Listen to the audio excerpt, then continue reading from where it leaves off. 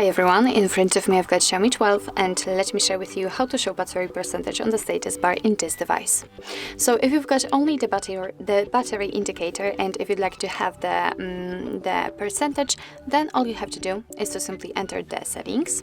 Now let's scroll down in order to find notifications and control center. Let's tap.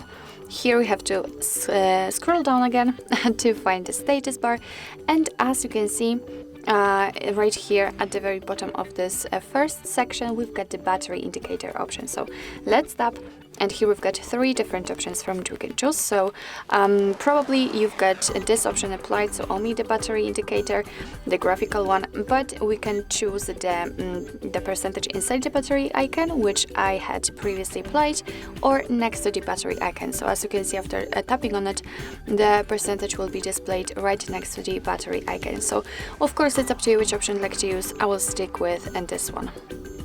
So actually this is it. This is how to show battery percentage on the status bar in your Xiaomi 12. Thank you so much for watching. I hope that this video was helpful, and if it was, please hit the subscribe button and leave the thumbs up.